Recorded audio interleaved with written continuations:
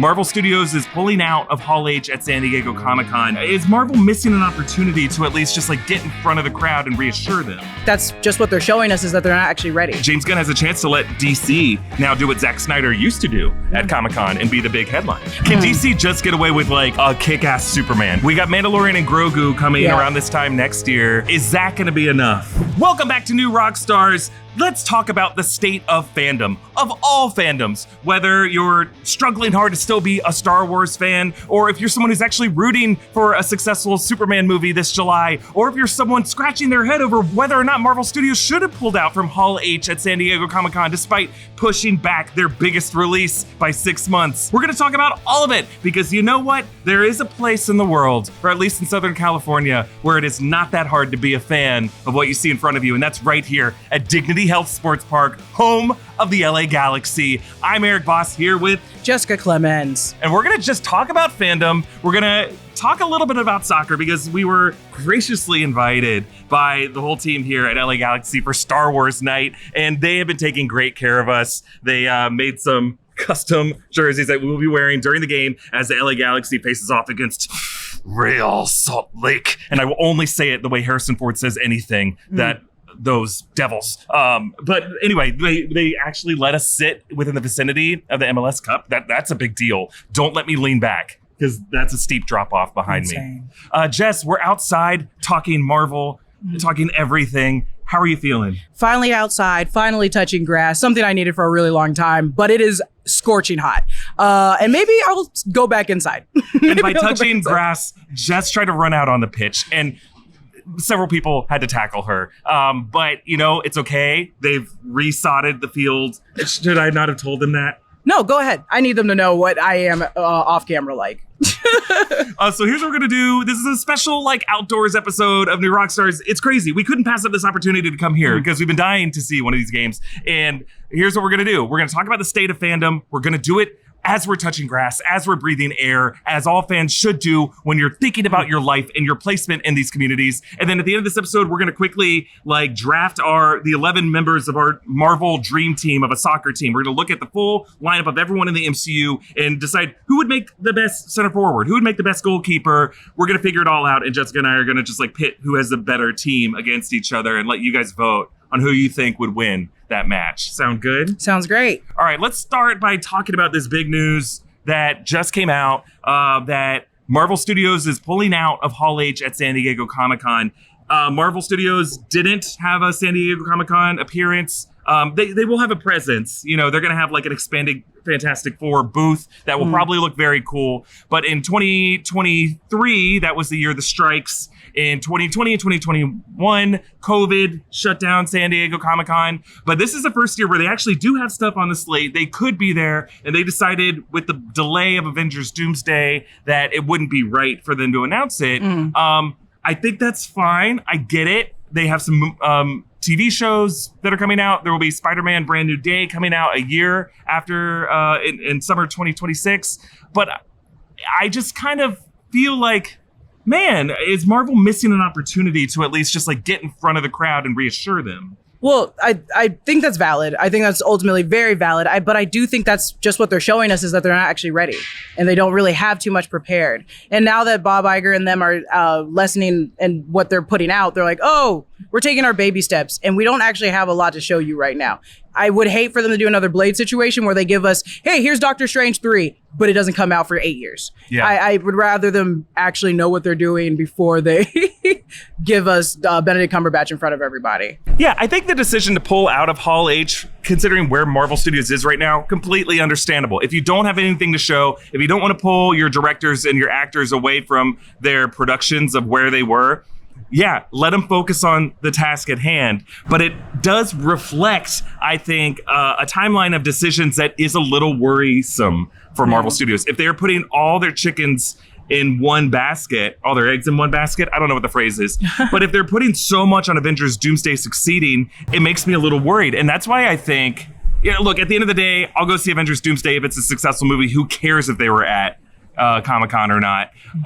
But I do see an opening here now for James Gunn to tell the organizers at San Diego Comic-Con, like, I do have plans. I do have stuff I can announce. I do have footage that I can show fans, whether it's for Lanterns, whether it's for Supergirl, whether it's just concept art for anything, or if he can at least announce that mystery screenwriter who's writing the Batman movie that he knows is writing the movie. If he can announce 3 things, James Gunn can steal the headlines from San Diego Comic-Con and turn Comic-Con into what used to be a Marvel-centric event. I know there will be some DC comic writers who are like, the hell are you talking about, Voss? No, I'm saying in terms of the film and TV side, Marvel has kind of dominated it for the past decade. James Gunn has a chance to let DC now do what Zack Snyder used to do at Comic-Con and be the big headline. Well, that's just untimeliness because James Gunn is just getting into the DCU, so it's like, oh, everything's prepared. We are already ready to go while you guys are messing up and flopping all over the place with Marvel. So I don't want to, it is a competition. I'm not going to say it's not a competition because it absolutely is a competition,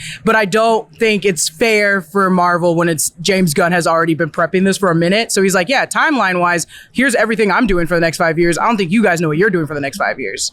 Yeah, I think that's what it is. I think it's more like I'm mad at Marvel 2 years ago because presumably as of September 2023, Marvel should have had a plan coming out of Palm 100%. Springs that they should have been proud enough to unveil. And there should have been more to that plan than we're just going to get the Russos and Downey back and pay them each a fortune to do whatever they want. Because like what Marvel really has told their fans and their viewers is that trust us, we're going to have an unconventional approach to filmmaking and studio franchise management, and we're going to deliver the goods. And like we've been feeling this way about Marvel for a long time. It's like, you know, you have like fortunes at your disposal. There really isn't any excuse to at least have a good enough elevator pitch that you can give to fans to be a bit more transparent. But I just don't think they have anything. That's like the problem is, and then if you do give them an inch, we're going to take it a mile. Because I will say maybe they did learn from the Blade situation, but once you showed me Blade, I was so confident that we would have had this by 5 years. I think about Blade so often that I remember as soon as we heard the news, I did a breakdown of the first movie. Yeah. And that was like 3 or 4 years ago. That was so long ago. It's a great video. Everyone should go watch it. It's a great video. I'll probably redo it again in 8 years. But it was such a good video that I'm like, oh, I don't think they want to do. They're just too scared. They're too scared. Yeah. And giving us even a little bit. If they showed us like who they're casting as Jubilee, we're going to take it a mile. Yeah. We're going to take it too far. Well, I think we should also recognize that Hall H is an expensive production. The way Marvel does it, not only getting all the talent in there, some of them fly first class, some of them insist on private jets. Ooh. You got to put all of them up. There's, dozens of people who do it. There's just a lot. And then they get flying cars in there. They get dancers, singers, the lighting design. It's That's a whole true. production. It's like $100,000. And you don't want to do just as good as you did last time or lower than that. You want to do bigger. And if you only have respectfully, if you're showing us Doctor Strange 3, Thor 5, and these things, I'm like, that's not big enough. Yeah. That's not big enough. It's not big enough. So what would be big enough if not Hall H? What will it take for each of these franchises to get fans reinvested? Let's go through Marvel and DC and Star Wars. I kind of feel like a really good Fantastic Four movie that everyone kind of universally praises that makes a pretty good box office is really all Marvel needs. Yeah. And do we think that's not gonna happen? I think there's a chance that it's kind of just like a middle of the road hit that some people love, some people have issues with, the way Thunderbolts was. Okay.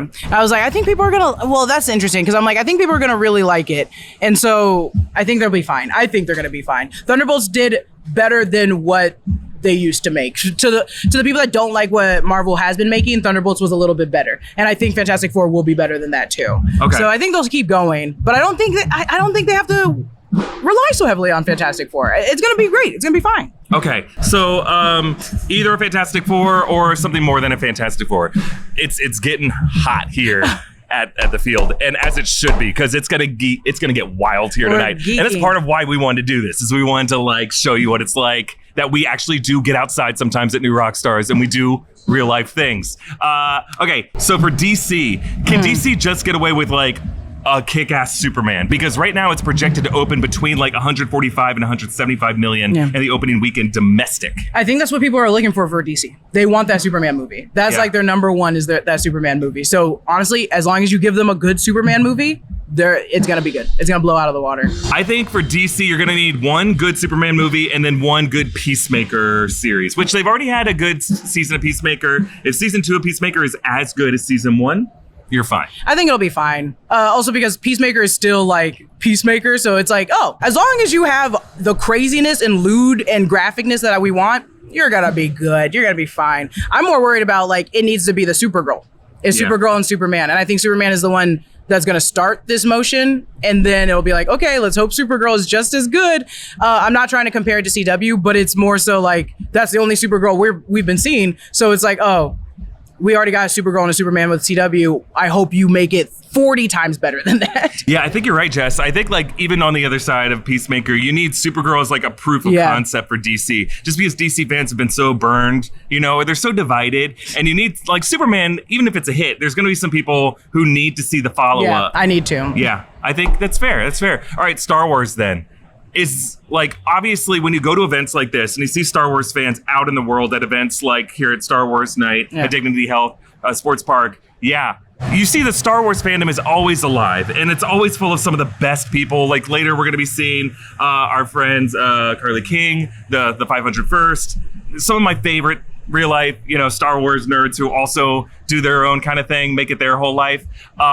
We got Mandalorian and Grogu coming around this time next year. Is that going to be enough?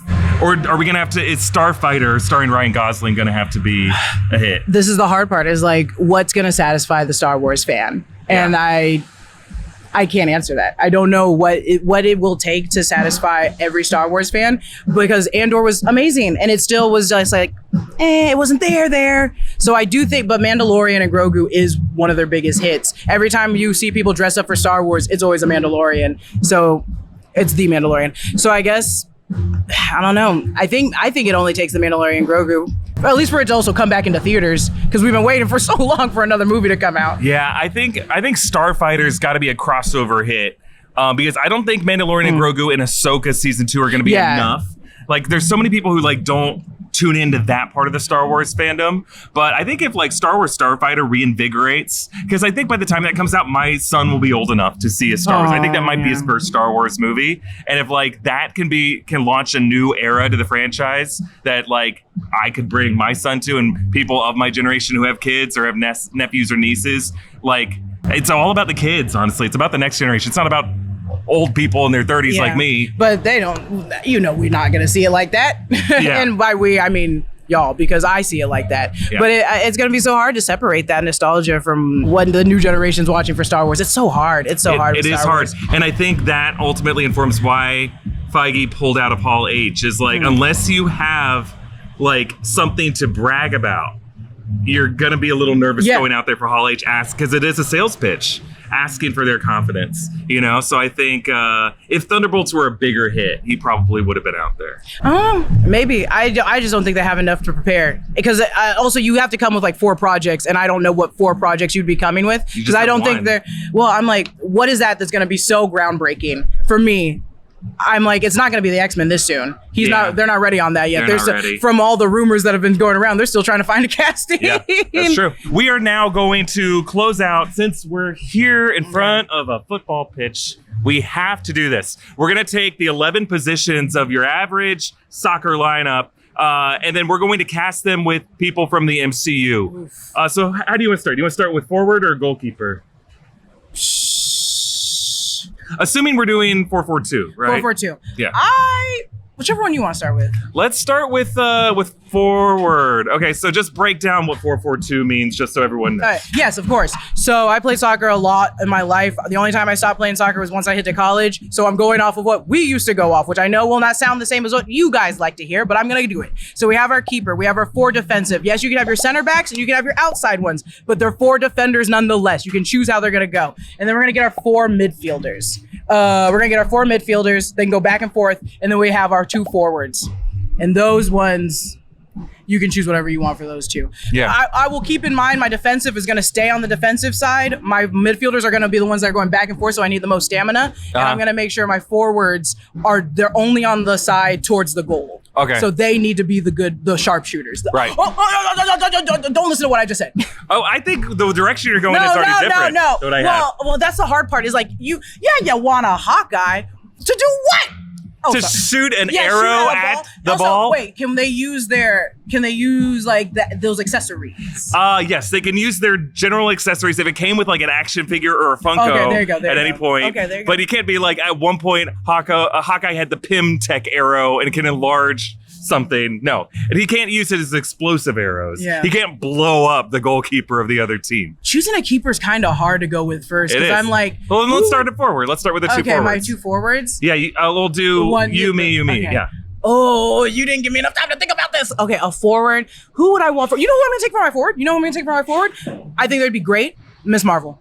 Ms. Marvel. Okay, Kamala Khan. Yeah. So Why? how much of her ability can I use? You know what I'm saying? You can use her embiggening skills. I'm saying if she can juggle the ball just enough to jump over the teammates, she can score from up top and go down. Okay. So I think she'd be a great a great forward. Okay. And I want her. Oh yeah, she could score goals easy. Okay, you made a huge mistake because my center forward is got to be Namor, the Submariner. Damn it. All right, just think about it. Tino Huerta, like that guy's got wings on his feet. Yeah. He's a strong guy, and he is exactly who you need to see ripping off the jersey. And didn't give sliding. Me time to think. So Namor is my center forward. That's a good one. So I feel like Namor versus Kamala Khan. Well, I get a second one. You get a second. I get forward. a second one. Yeah. At this point, if I get a second one, Namor is great because of those little legs. Those little legs. It's just legs. Those little legs. It's the strong legs. Damn, if this was anime, I would have ruined this category. Even if this was Star Wars, I might have ruined this category because I would have taken General Grievous as my keeper. He would have died immediately. He'd be a monster keeper. Oh, sorry. This is this is why I don't play games. I get too competitive because Namor was a really good pick. You know what I'm gonna take? Why not? Shits and giggles. I'm taking Ultron. I'm taking Ultron. Okay. I mean, great. His adamantium shell. Yeah, sometimes he's gonna break people down. He's gonna just break people's legs. I think he'd be a vicious forward. I think he'll be a vicious. Also, if he can fly, maybe we get a better advantage. I'm mainly thinking maybe if he's using his computer brain, he can be like, oh, this is a better shot from over here. Is it cheating? I gotta include him for my second forward. Quicksilver, Pietro Maximoff, having a speedster, no one's gonna see him coming. The ball doesn't go at the speed of his feet. And that's, I put Ultron and him kind of matched, even though they won't be anywhere near each other on the pitch. I think, I feel good about my picks. I think midfielders. Easy to do. You got to get stamina on this because that baby's running back and forth. Yep. If I'm doing midfielders, I'm gonna take. Ooh, damn. Because Namor would be a good midfielder. Namor's good for every position. Oh, sorry. Give me a second. If I'm taking a midfielder, who am I taking that can go forever and not get tired? I'm taking Adam Warlock. Adam Warlock. Okay, he's a good pick for a midfielder. He's kind of an idiot. You set me up for someone who can literally do this all day. Oh, yeah. Steve Rogers is my pick for my first midfielder. That's great, because then, you know what? I'll go back. Why not? I'll take Bucky. Bucky's a good one. I'm going to go with T'Challa, Black Panther, as another midfielder. Easy. That's a good one. I'm going to take Killmonger. Killmonger is good. I got a villain team that is probably going to murder everybody on here, or at least try to murder people. Well, no, because Kamala will be like, no, don't do that. Yeah. I'm going to go with Peter Parker for another midfielder. Easy. I feel like that guy's he can also do this all day, and he's nimble, and he's got good aim. He'd be a good dribbler. That's a good one. Okay, on my defense, I got 4 defenders. I need do we have another midfielder? Oh, wait, did I not do 4? I think I only had 3. I have Bucky, I have Killmonger, and I have Adam Warlock. You're right, I am missing one. Yeah. And for my final, who would I take for my final? For my final, I'm gonna take why not Johnny Storm? I was gonna say Johnny Storm. Damn it. Sorry. Okay. No, that's a good pick. I'll go with Carol Danvers. Oh, that's a good one. Just because she had the final charge of the gauntlet, I think she'd be good. Okay, so now we get defenders. 4 defenders. Crazy Pit. I'm taking Wasp. I'm taking Wasp. Okay. Wasp is great on the defense. Great on defense. Just in Ant-Man and the Wasp 2, she is the one that has to go in and fight every single time, and she's good at holding her own ground. So I would completely have faith in her having one section of the field to defend. Okay, I'm going to pick for my first defender Wong, Sorcerer Supreme Wong. He can put up shield barriers. Nothing's getting past him. He's not my goalie, but I think he'd be a good defender. That's a good one. You know what? I feel like I'm not taking enough magic either. And for a defender, you want to get someone that's magical. I'm gonna take Billy Maximoff. Oh, Billy Maximoff. Got it. Billy Goat. That's a good one. Billy Maximoff. I think he'd be a sweet little defender. Physically, maybe, but I do think with those powers, woo. Also, if he can possess people, he can just have them score on themselves. Yeah. I think you need someone who's good on their feet, ultimately, for all of these. Maybe not even the goalie, but the rest have to be good on their feet. So I will go with who's had pretty good footwork. I feel like Sam Wilson, Captain America, would be a pretty good defender. I think he's got the wings. He can fly. Right. He doesn't ever stop. I think he'd be good. That's what I was going to choose. Danny Ramirez's Joaquin Torres. And I am choosing Joaquin Torres. So we both got our flyers. Okay, yeah. I think that's fair. So we have 2 defenders each? Or no, that's a 3rd defender for you. Doc Ock. Damn. Doc Ock would have been a good goalie. Hanging outside the box. But I think Doc Ock would be a good defender. My last defender. Not an Avenger. Not a defender. Oh, wait a minute. What am I smoking? I'm taking Thor. I'm taking Thor. Thor Odinson. I think to have a proper defender, you have to have someone who is on the defender, so I'm going to do Daredevil. There you go. He is blind, but I feel like he would be able to see. No, he senses. He senses that. His sensory abilities are better than most people's 20/20 vision. Let's be honest. And now our keeper. Now, there's a lot of ways you go about your keeper. You can just get someone the size of the goal. You get someone that's actually very good. That's moving. You can get Ego the Living Planet. Just block the entire goal. You can just take Galactus. He destroys the field. I think we should think about that. Scale-wise, you shouldn't be able to get Galactus because you're just destroying the field. Game it has to be someone who can fit on the field. It has to be someone that can fit on the field. And I guess Galactus could resize himself, but then he'd just be the size of, an 8'10" dude, which also would give an advantage. I'm not doing that. And Smart Hulk is not as good as Dumb Hulk. Yeah, Dumb Hulk would be better. But he would just rampage the field. Yeah. He would not communicate with his. Yeah, you just get too mad about the rules of the game. You know who I'm going to take for my goalie? This is funny. I'm going to take Wanda. I'm going to take Wanda Maximoff. It's great. That woman is just going to put up around the entire edges of the goals. Every time she's just going to throw it to Billy. Oh, that's true. But maybe that's the best move. My goalie has got to be Reed Richards, right? Oh, easy. He's got the stretchy arms. He could fan out his whole body into a sail to block it. I feel like we've only seen just a little bit of his power set from the trailer, but I think Reed's the way to go. That's true, 100%. He'll block it. All right, so we'll show Jessica's lineup on the field positions and Erik's lineup on the field positions. Who do you think would win? I feel they're pretty evenly matched. I think you have fun people. But I got sports people. You got athletes. I got Billy Maximoff and Wanda Maximoff. That's gonna be interesting. Well, let us know your thoughts on everything down below, and let us know if you want to see more like live in the world type shows like this. We want to try to get out of our studio more, and we're just really, really grateful to everyone at the LA Galaxy team for inviting us down to be able to do a live show here and to talk about this stuff here. It's just like give us any excuse to get out of the studio. And go Galaxy. Go Galaxy. Wait. Don't you cut that camera. All right, everybody. Subscribe to all the channels. Thanks for watching, and we'll see you next time. Bye. Go Galaxy.